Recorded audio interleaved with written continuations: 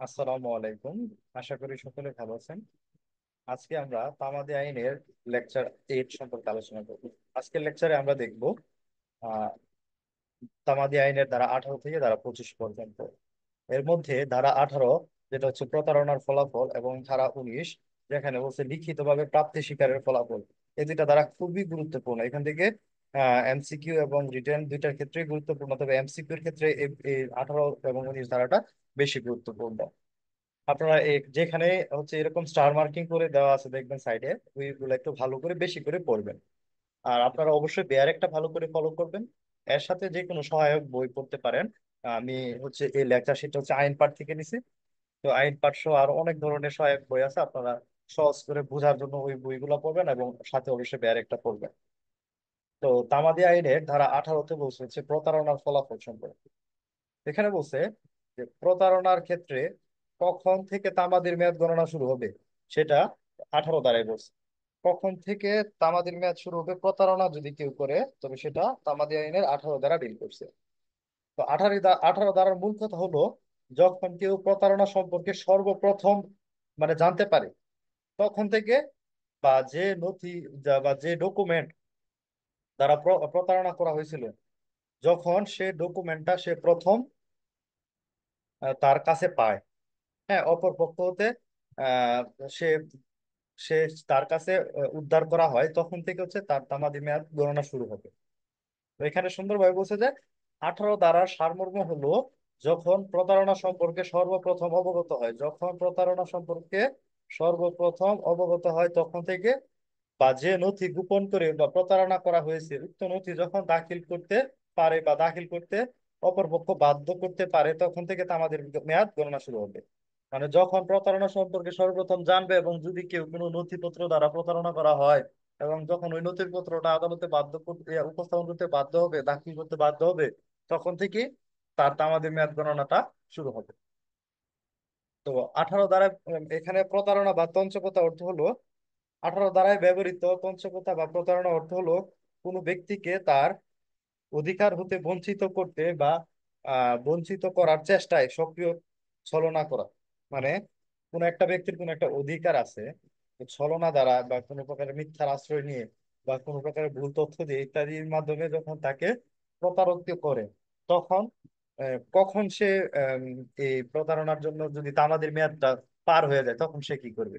তো এখানে বলছে কি, তামাদি আইনের 18 ধারায় বলছে যে যখন ওই ব্যক্তি প্রতারণা সম্পর্কে প্রথম জানতে পারবে, তখন থেকে তার তামাদি মেয়াদ গণনা শুরু হবে। এর আগে যতই সময় যাক, তখন থেকে তার তামাদি মেয়াদ গণনা শুরু হবে না। যখন সে প্রথম জানবে, তখন থেকে তার ওই মামলা মোকদ্দমা দায়ের করার, আপিল দায়ের করার তামাদি মেয়াদ শুরু হয়ে যাবে।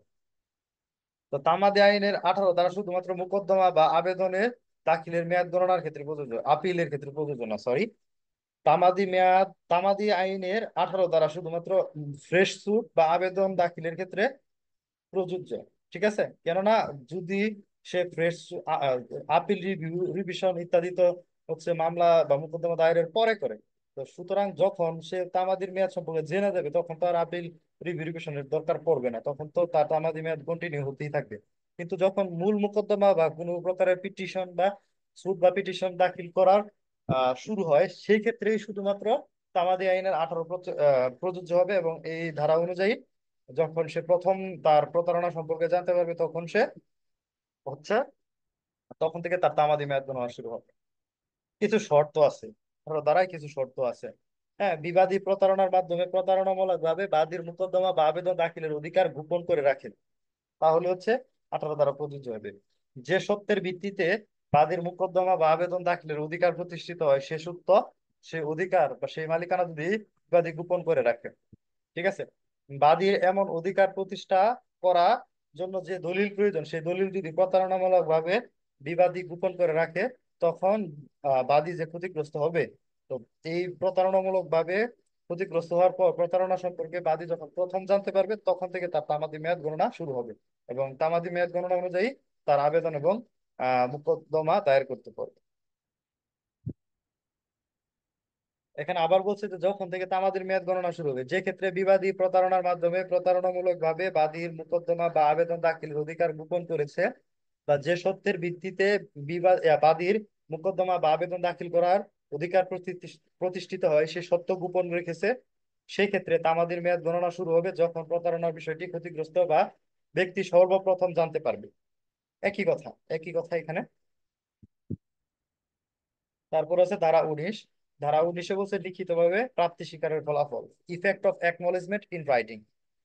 তামাদি আইনের 19 ধারায় লিখিতভাবে প্রাপ্তি স্বীকারের সম্পর্কে আলোচনা করা হয়েছে। যখন কোনো সম্পত্তি বা অধিকার সম্পর্কে মামলা দায়ের বা দরখাস্ত দাখিল করার জন্য তামাদির মেয়াদ উত্তীর্ণ হওয়ার আগেই যে পক্ষের নিকট থেকে উক্ত সম্পত্তি বা অধিকার দাবি করা হয়েছে সেই পক্ষ লিখিত ও স্বাক্ষরিত করে উক্ত সম্পত্তি সম্পর্কে দায় স্বীকার করে, তখন উক্ত স্বীকৃতি স্বাক্ষরিত হওয়ার সময় থেকে তামাদির মেয়াদ নতুন করে গণনা শুরু হবে।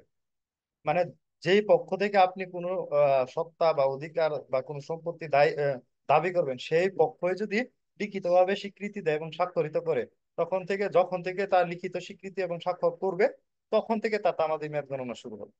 ঠিক আছে।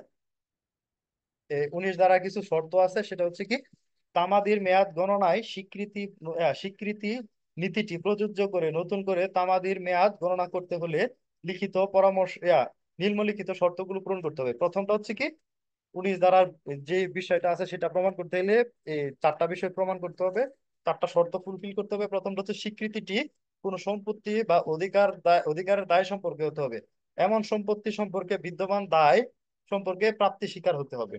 যে একটা সম্পত্তি সম্পর্কে একটা পার্টি দাবি করলো, তো পরবর্তীতে অপর পার্টি যে পার্টির কাছে দাবি করছে সেই পার্টি যদি স্বীকৃতি জ্ঞাপন করে তবেই শুধুমাত্র 19 ধারা প্রযোজ্য থাকে।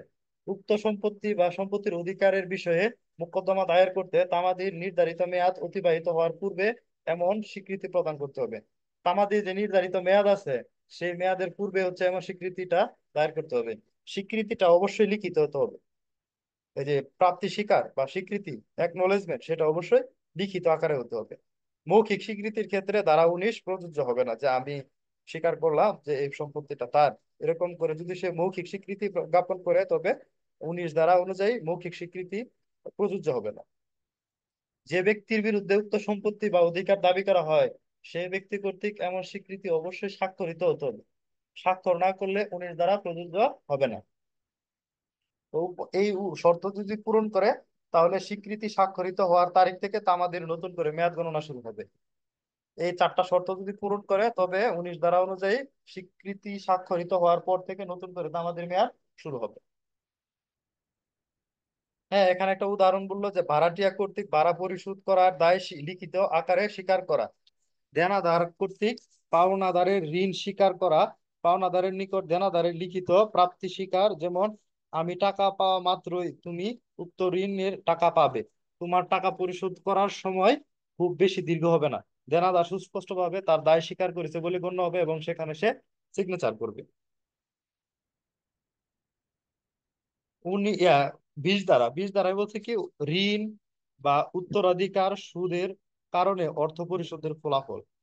ঋণ বা উত্তরাধিকার সুদের কারণে অর্থ পরিশোধের ফলাফল সম্পর্কে তামাদি আইনের 20 ধারায় আলোচনা করা হয়েছে। এখানে বলছে কি, তামাদি আইনের 20 ধারায় ঋণ বা উত্তরাধিকার সূত্রে প্রাপ্ত সম্পত্তিতে সুদের কারণে অর্থ পরিশোধের ফলাফল নিয়ে 20 ধারা আলোচনা করা হয়েছে। এমন অর্থ পরিশোধের জন্য নির্ধারিত মেয়াদ অতিবাহিত হওয়ার পূর্বে কোনো অর্থ পরিশোধ করা হলে উক্ত পরিশোধের তারিখ হতে নতুন করে মেয়াদ গণনা শুরু হবে। মানে এর মানে হচ্ছে যখন আপনার কোনো একটা ঋণ থাকবে বা উত্তরাধিকার সূত্রে সুদের একটা ঋণ থাকবে, তখন আপনি যখন কিস্তিতে কিস্তিতে ঋণটা পরিশোধ করবেন, আপনি যদি একটা কিস্তি দিয়ে দেন তবে এখান থেকে আর তামাদি মেয়াদ শুরু হবে না। তখন এই কিস্তির মেয়াদের পর এই যে পরিশোধ করছেন, ঋণ পরিশোধ করছেন, এই পরিশোধের পর থেকে আবার নতুন করে তামাদির মেয়াদ শুরু হবে। তখন যদি আবার পরিশোধ করেন উক্ত কিস্তিটা বা উক্ত ঋণটা, এরপর থেকে এরপর থেকে আবার তামাদির মেয়াদ শুরু হবে। ঠিক আছে, মানে যখনই পরিশোধ করবে পরিশোধের পর থেকে বা পরিশোধের তারিখ হতে নতুন করে তামাদি মেয়াদ গণনা শুরু হবে। 20 ধারা শর্ত হচ্ছে কি, 20 ধারা শর্ত হচ্ছে ঋণ বা উত্তরাধিকার সুদ পরিশোধিত হতে হবে। প্রথম শর্ত হচ্ছে ঋণ বা উত্তরাধিকারের যে সুদ এটা পরিশোধিত হতে হবে, এমন না যে পরিশোধযোগ্য না। ঠিক আছে। তারপর হচ্ছে উক্ত ঋণ বা উত্তরাধিকার সুদ পরিশোধের জন্য নির্ধারিত তামাদি মেয়াদ অতিবাহিত হওয়ার পূর্বে এমন অর্থ পরিশোধ করতে হবে।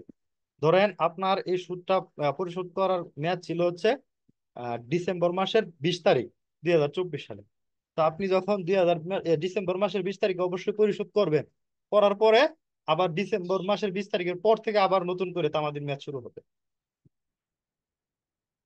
উক্ত ঋণ বা সুদ যে ব্যক্তি পরিশোধ করেছে তার কর্তৃক লিখিত ও স্বাক্ষরিত হবে, বা অন্যের লিখিত হলেও তৎকর্তৃক স্বাক্ষরিত প্রাপ্ত স্বীকার থাকতে হবে। যে ঋণ পরিশোধ করছে অবশ্যই তার লিখিত স্বীকৃতি এবং সেখানে তার স্বাক্ষরিত হতে হবে, লিখিত ভাবে স্বাক্ষরিত হতে হবে, অন্যথায় সেটা আবার নতুন করে তামাদি মেয়াদের জন্য 20 ধারার অধীন যথেষ্ট হবে না। এখন আমরা দেখবো তামাদি আইনের 22 ধারা, নতুন বাদী বা বিবাদী যুক্ত বা প্রতিস্থাপন করার ফলাফল। তামাদি আইনে 22 ধারায় নতুন বাদী বা বিবাদী প্রতিস্থাপন বা সংযুক্ত করার প্রভাব আলোচনা করা হয়েছে। 22 ধারায় বলা হয়েছে, যে ক্ষেত্রে মোকদ্দমা দায়ের করার পর কোনো নতুন বাদী বা বিবাদী প্রতিস্থাপন বা সংযুক্ত করা হয়, সেই ক্ষেত্রে ব্যক্তির ক্ষেত্রে পক্ষভুক্তের তারিখ হতে মামলাটি দায়ের করা হয়েছে বলে গণ্য হবে। মানে যে ক্ষেত্রে কোনো একটা সময় দেখা যায় যে হচ্ছে কোনো পার্টিসদেরকে অ্যাড করা হয়, আবার কোনো পার্টিসদেরকে বাতিল করা হয়, ঠিক আছে, প্রতিস্থাপন করা হয়, এর বদল আবার হচ্ছে নতুন পার্টি সংযুক্ত করা হয়, আবার কোনো পার্টি বাতিল করা হয়। তো যখন নতুন পার্টিকে সংযুক্ত করবে বা প্রতিস্থাপন করবে, যে তারিখে বা যে তারিখে ওই ব্যক্তির সংযুক্তি হয়েছে ওই তারিখে মামলাটি দায়ের করা হয়েছে বলে গণ্য হবে, এবং সেই ব্যক্তির ক্ষেত্রে পক্ষভুক্তির তারিখ হতে মামলাটি দায়ের করেছে মানে যে দিন থেকে ওই নতুন পক্ষ প্রতিস্থাপন বা সংযুক্ত করা হয়েছে ওই দিন থেকেই তার পক্ষভুক্তির তারিখ থেকে মামলাটি দায়ের করা হয়েছে বলে গণ্য হবে।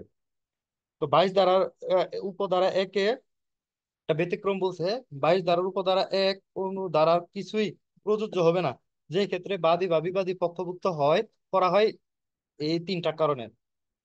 পক্ষভুক্ত করা হয় মোকদ্দমা মুলতবি থাকাকালে, শর্তার্পণে, আরেকটা হচ্ছে কোনো স্বার্থ হস্তান্তরের কারণে পক্ষভুক্ত করা হয়, তাহলে হচ্ছে 22 ধারার উপধারা এক প্রযোজ্য হবে না। আরেকটা হচ্ছে কি, যে ক্ষেত্রে বাদীকে বিবাদী করা হয় সেক্ষেত্রেও হচ্ছে 22 ধারার এক উপধারা মানে হচ্ছে অ্যাপ্লিকেবল হবে না। এখানে পক্ষভুক্তির তারিখে মামলাটি দায়ের করেছে হয়েছে বলে গণ্য হবে না, যখন থেকে দায়ের করা হয়েছে তখন থেকেই ধরে নেওয়া হবে। কিন্তু এই যে যে ক্ষেত্রে বাদীকে বিবাদী করা হয় সেই ক্ষেত্রে কিন্তু আর নতুন তারিখে বা যেই তারিখে করা হয়েছে ওই তারিখ থেকে গণনা হবে না, গণনা হবে যে তারিখে মূল মোকদ্দমাটা দায়ের করা হয়েছিল ওই তারিখ থেকে। আবার যে ক্ষেত্রে বিবাদীকে বাদী করা হয় সেই ক্ষেত্রেও তামাদি আইনের 22 ধারার উপধারা এক প্রযোজ্য হবে না, অর্থাৎ সেই তারিখে মানে যে তারিখে বিবাদীকে বাদী করা হয়েছে বা বাদীকে বিবাদী করা হয়েছে ওই তারিখ থেকে নতুন মানে মোকদ্দমাটা নতুন করে দায়ের করা হয়েছে বলে আহ গণ্য হবে না, গণ্য হবে যখন প্রথম দায়ের করা হয়েছিল ওই তারিখে। তারপর হচ্ছে ধারা 23, ধারা 23 হচ্ছে কি অবিরাম চুক্তিভঙ্গ বা অন্যায়ের করা ফলাফল। তো এটাও খুবই গুরুত্বপূর্ণ। 23 ধারায় বলছে কি তামাদি আইন 1908-এর 23 ধারায় তামাদির মেয়াদ গণনার ক্ষেত্রে অবিরাম চুক্তিভঙ্গের ফলাফল বা চুক্তি নিরপেক্ষ অবিরাম অন্যায় কার্যের ফলাফল সম্পর্কে আলোচনা করা হয়েছে। 23 ধারায় বলা হয়েছে, অবিরাম চুক্তিভঙ্গের বা চুক্তি নিরপেক্ষ অন্যায়ের ক্ষেত্রে চুক্তিভঙ্গ বা অন্যায় চলাকালীন সময়ের প্রতি মুহূর্তেই নতুন করে তামাদির মেয়াদ গণনা শুরু হবে। মানে যখনই সে চুক্তি ভঙ্গ করবে আবার নতুন করে তার জন্য তামাদির মেয়াদ শুরু হবে। যখনই মানে অবিরাম যদি সে একটার পর একটা করে চুক্তি ভঙ্গ করে, তবে যখনই নতুন করে সে চুক্তি ভঙ্গ করছে সেই ডেট থেকেই আবার তার জন্য তামাদির মেয়াদ শুরু হবে। তেজ ধারার উদ্দেশ্য হলো মোকদ্দমার বহুত্ব নিবারণ করা, যেন বারবার একই বিষয়ে বারবার মোকদ্দমা না করা লাগে। এই যে সে নতুন করে যখন সে চুক্তি ভঙ্গ করবে ওই ডেট থেকে তার আবার তামাদির মেয়াদ শুরু হবে। একটা অবিরাম চুক্তি ভঙ্গের উদাহরণ যদি দেখি, যে ক এবং খ এর মধ্যে কর্জের বা ধারের টাকা পরিশোধ সম্পর্কিত একটা চুক্তি ছিল। তো ধারের টাকা পরিশোধের তারিখে ক চুক্তি ভঙ্গ করলো এবং পরবর্তী একটি তারিখে টাকা পরিশোধের দিন দিল। উক্ত তারিখেও সে টাকা পরিশোধ করতে ব্যর্থ হলো এবং পুনরায় তারিখ দিল। ও যতবার চুক্তি ভঙ্গ করবে ততবার নতুন করে ধারের টাকা আদায়ের জন্য মামলা দায়েরের তামাদির মেয়াদ শুরু হবে। মানে যে যে ডেট দিছে সেই ডেটটা যতবার সে চুক্তি ভঙ্গ করবে সে ততবার আবার তার জন্য নতুন করে তামাদি আইনের তামাদি গণনা শুরু হবে। ঠিক আছে। অবিরাম অন্যায় করার একটা উদাহরণ যদি দেখি, যে ট্রেডমার্ক বা কপিরাইট লঙ্ঘন করা, এটা হচ্ছে একটা অবিরাম অন্যায় বা অন্যায় করার একটা উদাহরণ। আরেকটা হচ্ছে সেচের অধিকারে হস্তক্ষেপ। আরেকটা হচ্ছে কারো ইজমেন্ট রাইট ব্যতীত বাদী জমিতে নিয়মিত পানি প্রবাহ করা। আরেকটা হচ্ছে ট্রেসপাস, অনধিকার প্রবেশ। এগুলো হচ্ছে অবিরাম অন্যায়। ঠিক আছে, এগুলো হচ্ছে অবিরাম অন্যায়, এগুলো হচ্ছে তামাদি আইনের তফসিল 19 অনুচ্ছেদে বলা আছে। তারপর আছে তামাদি আইনের 24 ধারায় বলছে কি, তামাদি আইনের 24 ধারায় বলছে বিশেষ ক্ষতির কারণ না হলে যে কাজের জন্য মামলা করা যায় না তার জন্য ক্ষতিপূরণের মামলা। তামাদি আইনের 24 ধারায় বলা হয়েছে বাস্তবিক পক্ষে কিছু সুনির্দিষ্ট ক্ষতি সাধিত না হওয়া পর্যন্ত যে কার্য মোকদ্দমা দায়েরের কোনো কারণ উদ্ভব করে না, সেই কার্যের জন্য ক্ষতি সাধনের মোকদ্দমার ক্ষেত্রে যখন ক্ষতি সাধিত হয় তখন থেকে তামাদি মেয়াদ গণনা শুরু হবে। সাধারণত কোনো অন্যায় সাধিত হওয়ার সময় হতে তামাদি গণনা শুরু হয়। এই নীতিটির একটি ব্যতিক্রম 24 দ্বারা আলোচনা করা হয়েছে। এই ধারার মূল কথা হলো অন্যায় হওয়ার সময় হতে সময় গণনা শুরু হবে না, বরং বাদী যে সুনির্দিষ্ট ক্ষতির সম্মুখীন হয় তখন থেকে তামাদির মেয়াদ গণনা শুরু হবে। ঠিক আছে, যখন অন্যায় হয়েছে তখন থেকে তামাদির মেয়াদ গণনা শুরু হবে না। তামাদির মেয়াদ গণনা শুরু হবে 24 ধারা অনুযায়ী বাদী যখন সুনির্দিষ্ট ক্ষতির সম্মুখীন হয় তখন থেকে তামাদির মেয়াদ গণনা শুরু হবে। একটা উদাহরণ যদি দেখি, একটি বাড়ির মালিক 2000 সালে উক্ত বাড়ির কোনো ক্ষতি না করে বি ভূগর্ভে থেকে কয়লা খনন ও উত্তোলন করে। কয়লা খনন উত্তোলন করছে কত সাল থেকে? 2000 সাল থেকে, কোনো ক্ষতি করছে না, বাড়ির নিচ থেকে কয়লা খনন করছে। কয়লা খননের পর উক্ত বাড়িটি 2020 সালে ধসে পড়ছে। তো মোকদ্দমা যে উক্ত বাড়ি ধসে পড়ার সময় তো তামাদির মেয়াদ গণনা শুরু হবে, অর্থাৎ 2020 সাল থেকে তামাদির মেয়াদ গণনা মানে সে ক্ষতিটা মানে সে আহ অন্যায়টা করছে হচ্ছে 2000 সালে। বি এর ঘরের নিচে গর্ত করে সেখান থেকে কয়লা খনন বা উত্তোলন করছে, কিন্তু এর বাড়িটা ধসে পড়ছে হচ্ছে 2020 সালে। এখন সে সুনির্দিষ্ট ক্ষতির সম্মুখীন হয়েছে কত সালে? 2020 সালে। তার তামাদির মেয়াদ কিন্তু 2000 সাল থেকে শুরু হবে না, তার তামাদির মেয়াদ শুরু হবে 2020 সালে। একটা এমসিকিউর জন্য গুরুত্বপূর্ণ একটা বিষয় এই, আপনারা এই উদাহরণটা মনে রাখবেন। তারপর তামাদি আইনের 25 ধারায় বলছে কি, দলিলে উল্লেখিত সময়ের গণনা। তামাদি আইনে হচ্ছে বলছে 25 ধারায় বলছে যে তামাদি আইনের এই সময় গণনাটা শুরু করবে হচ্ছে গ্রেগরিয়ান বর্ষপঞ্জি বা ইংলিশ ক্যালেন্ডার অনুযায়ী, ব্রিটিশ ক্যালেন্ডার অনুযায়ী তামাদি মেয়াদ গণনাটা শুরু হবে, অন্য কোনো ক্যালেন্ডার না, বাংলা বা আরবি অন্য কোনো ক্যালেন্ডারে হচ্ছে তামাদি মেয়াদ গণনা করবে না। তামাদির মেয়াদ গণনা করবে ব্রিটিশ ক্যালেন্ডার বা ইংলিশ ক্যালেন্ডার বা গ্রেগরীয় বর্ষপঞ্জি দ্বারা। তো আজকের আলোচনা এতটুকুই। আজকে আমরা আলোচনা করলাম তামাদি আইন 1908-এর ধারা 18 থেকে ধারা 25 পর্যন্ত। আপনাদের যদি কারো কোনো কোশ্চেন এবং কোয়ারিজ থাকে অবশ্যই জানাবেন। আর আপনাদের যদি কোনো প্রকারের কোনো জায়গায় বুঝতে সমস্যা হয় তবে আপনারা কমেন্টস বক্সে জানাবেন, আমি বোঝানোর চেষ্টা করবো ইনশাল্লাহ। ধন্যবাদ সবাই।